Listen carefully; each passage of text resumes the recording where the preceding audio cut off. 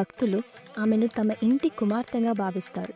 వారు చీర మరియు పసుపు, కుంకుమ, గాజులు లాంటి సువాసన సంబంధమైన ఆభరణాలు వంటి ఇతర దైవిక వస్తువులను పుట్టినింటికి వచ్చిన ఆడపిల్లల అనుకుంటూ ఇవన్నీ అర్పిస్తారు.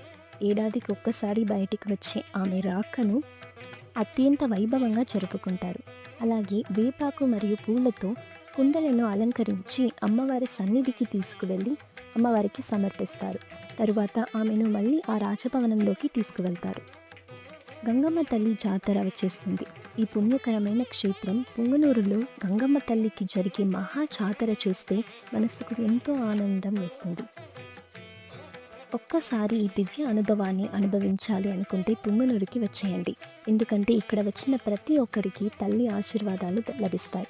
కానీ ఇది మాత్రమే కాదు, మన కోసమే కాకుండా మన పిల్లలకి, మన స్నేహితులకి కూడా గంగమ్మ తల్లి గొప్పతనం